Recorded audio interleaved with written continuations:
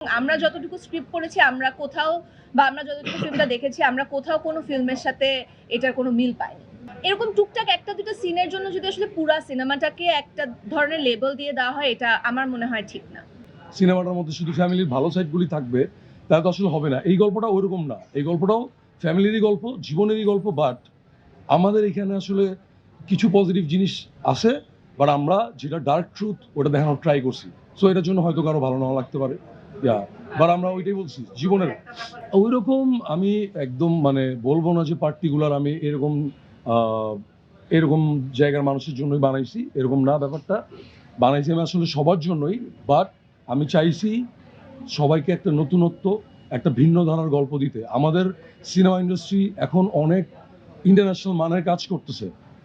Commercial cinema, নাচ, গান, action, that is good, but প্রত্যেকটা ফিল্ম ইন্ডাস্ট্রিতে যেরকম সব ধরনের সিনেমা হয়, জন উইকও হয়, আবার বহিমিয়ান র্যাপসোডিও হয়। সো আমাদেরও তো আমাদের ইন্ডাস্ট্রিটাকে ওই জায়গায় নিয়ে যাইতে হবে।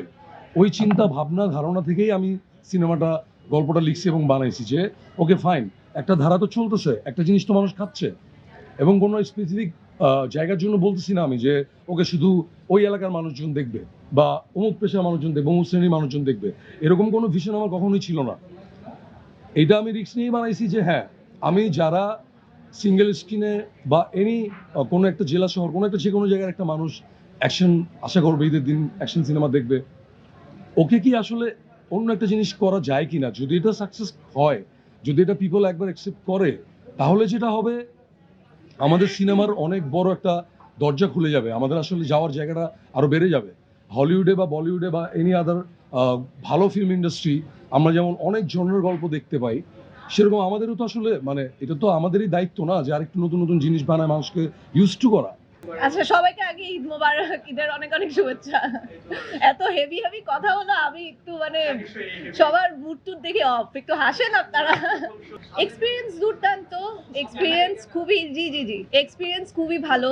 আমি বরাবর মতো বলে এসেছি যে রুশোদের যে টিমটা, ওরা very young, very full of life.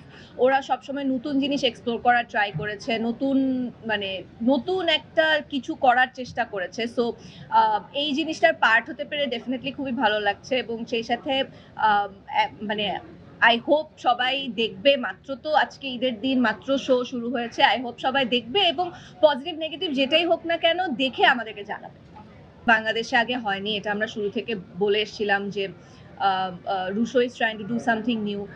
San Motion Pictures নতুন একটা ভেঞ্চারকে ওরা মোটিভেট করছে বা নতুন একটা ভেঞ্চারকে ইন্সপায়ার করার চেষ্টা করেছে। অ্যান্ড রুশো যেহেতু নিজেই একজন মিউজিশিয়ান, সো ওর একটা খুবই ইমোশনাল একটা জায়গা থেকে, if I am not wrong, খুবই ইমোশনাল একটা জায়গা থেকে ও স্টোরিটা বলার চেষ্টা করছে। সো আমার এক্সপিরিয়েন্স খুবই ভালো। এখন আমি জাস্ট ওয়েট করছি যে বাকি সামনে কি হয়। আশিকি টু তো রণবীর কাপুর ছিল না, তাইলে কোনটা? রকস্টার।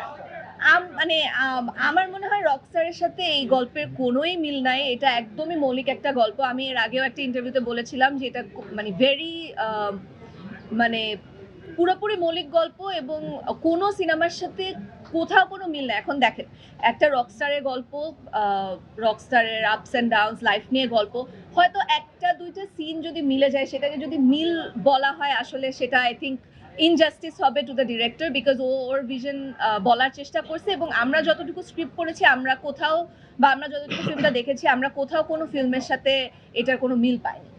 এই যে একই অ্যান্সার, এর আগে যেটা দিলাম ওটাই।